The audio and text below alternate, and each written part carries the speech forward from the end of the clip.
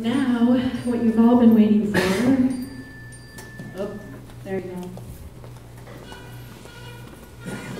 Take a moment and breathe.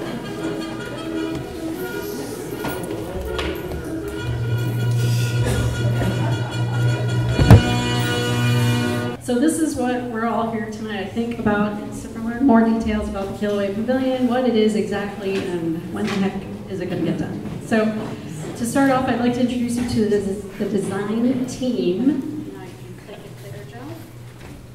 We have Mark Ventura is here with us tonight. He's out of Lihue. So Mark, thank you so much. Mark has been working on this for 5 years, 7, 10, 5 years. 5 years, Mark has been drawing and redrawing. And thank you for sticking with us, Mark. It's going to be a great building. We have mechanical and electrical engineers in Oahu, and we have a top-notch theater acoustic consulting company called K2 out of Boulder, Colorado. They're the ones who are going to make sure it's soundproof. Okay, now we're going to go over the rooms real quickly. There will be 2 large conference rooms, and we're going to be able to hold satellite college classes there, as well as community and business meetings, kind of like this one. Local charter and homeschool classes can use that space, and I also see yoga and other exercise classes potentially being held in these rooms. They will feature the ability to be divided up into smaller spaces, as well as state-of-the-art what's called Polycom technology, which allows you to communicate two-way back and forth over the wonderful internet. Okay. Also, another highly anticipated feature of the pavilion is the certified community kitchen. It's looking like it's going to be around 900 square feet. It will feature all energy efficient appliances and have 2 stations for simultaneous use. This is due to the demand for value added production from our rural raw farm products. What else about this? We can use it in addition to the value added production for on-site catering of events that are held at the pavilion itself, as well as food preparation classes. So again, weaving in the agriculture, the education together in one room. My personal favorite feature of the Kilauea Pavilion is the indoor Porter Theater. To help you out a little bit with this, you have to pretend you're like a bird, and the roof is taken off of the building. And so where you're looking is right through the top here. And let me get the pointer. So the stage will be right around in here. And then there will be a wide dance floor, 25 feet. Mr. Porter must like to dance. He insisted 25 feet of space for dancing. So we can ballroom dance, we can salsa, we can have a very fun time in this space. And then there are 250 fixed theater seats for when we have movies and theater productions. So the stage is not shown in this. This is more to help you understand the size of the space. It looks really large in this picture, but to give you a sense of scale, the maximum capacity for this room is 500. So again, I know it looks really big, but it will be an intimate theater. Okay, of course it will be fully soundproofed, and it will feature state-of-the-art projection and lighting systems. And Mr. Porter is also offering a grand piano to have a permanent home inside the theater for use. The ongoing uses we see for this is regular movie schedule with Hollywood and independent and documentary films. We see, of course, the rock concerts. No, I'll ask you later. I was going to ask Bill what his favorite band is. I don't know that. Glenn Miller. That doesn't sound like Glenn Miller revival. So school plays. I know the theater community is really excited to see this theater get built. A lot of us, me personally, I raised a very active theater child from the time she was 7. I've been driving to Lihue for rehearsals and what they call Hell Week in theater. I don't know if you know about that, but that's where it's 7 straight days until 11 at night, every night. Yeah. So I'm really glad she can drive now. But This theater will hopefully create a North Shore theater community, which will allow more performances to occur closer at home. Also, speeches for community events, as well as our local politicians and the mayor, can happen in a room like this. And like Bill mentioned earlier, low and free community events will be woven into this as long as the operating costs are working out. It's my favorite room. Okay. Alrighty, yep, we're ready. Thanks. This is a representation. Did it get a little pixelated? Can you all see that all right? It's just a representation of an outdoor amphitheater space. We will not be designing it exactly to this. However, we aspire to something like that because we are looking for an outdoor lawn and garden atmosphere. What this doesn't show is that there will be a covered cement stage and seating area for the lawn and gardens. So there will be about 150 seating space under roof, and then there will be the lawn and gardens adjacent to that. We see hula happening there, and school and community plays that don't require a big set, and music and cultural festivals, as well as weddings and other family celebrations. Let's see. The important thing, too, about this is that the sound equipment will be installed in a way that it meets the county permit conditions, which we'll get to right now.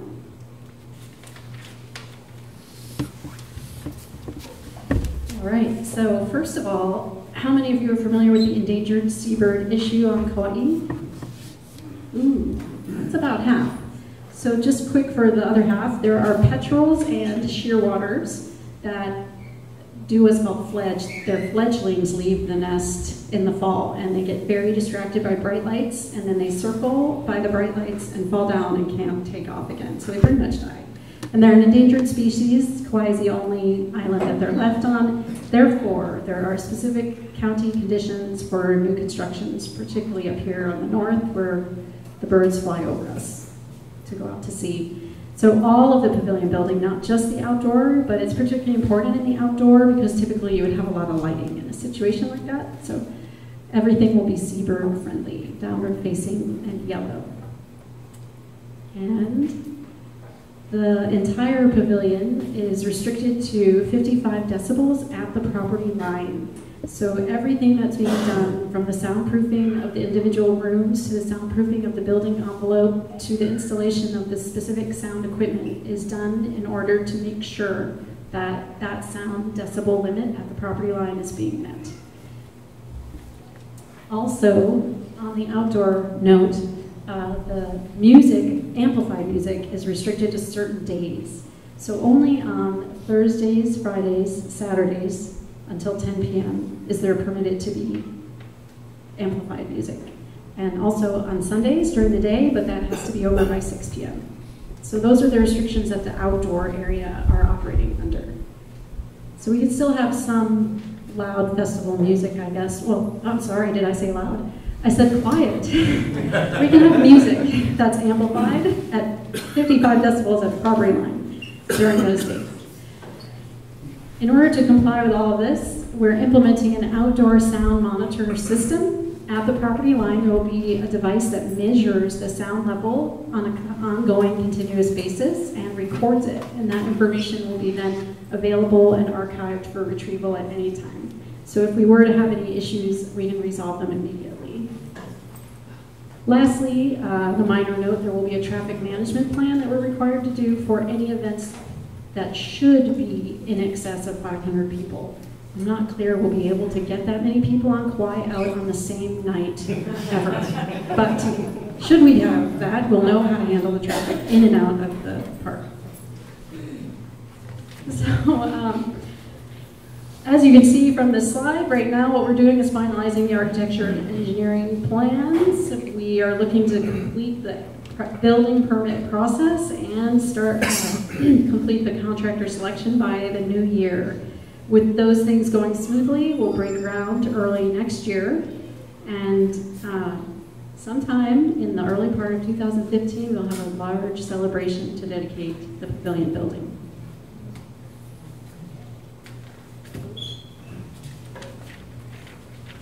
Just quickly, a little bit more on the contractor selection.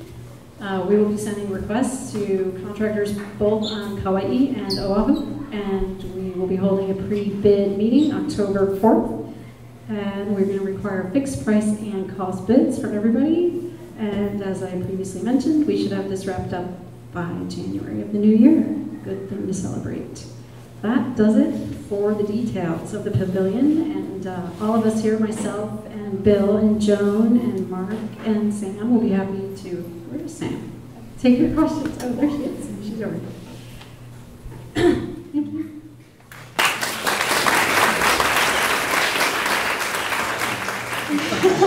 All right, we have our first rental contract. See me after the show.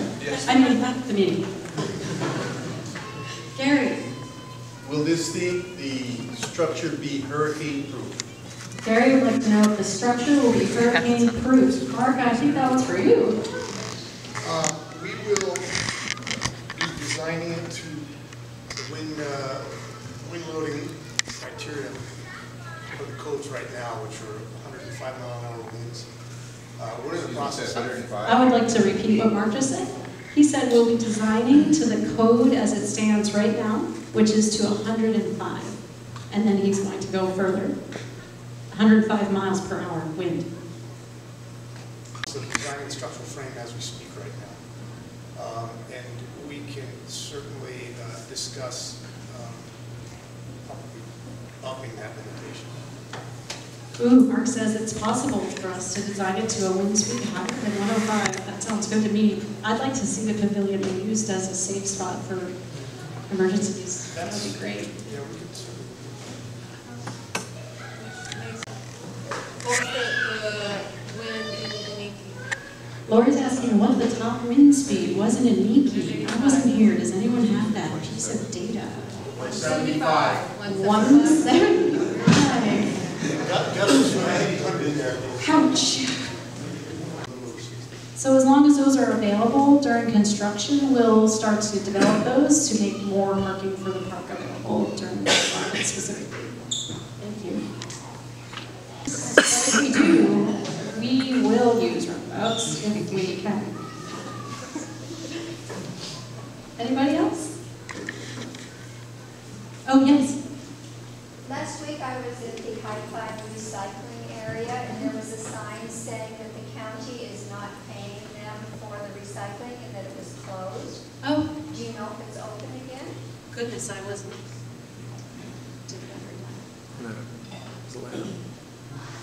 What are you doing?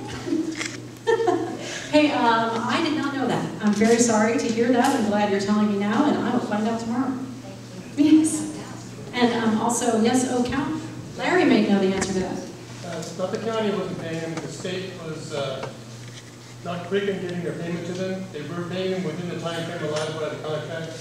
So the reimbursement comes from The 5-cent redemption was closed, and did I know about it? And I did not. However, Larry said the reason is because there was a payment delay from the state, and that everything's back on track and will be open again. Thank goodness. As soon as he gets his mic working, he'll tell you all about it.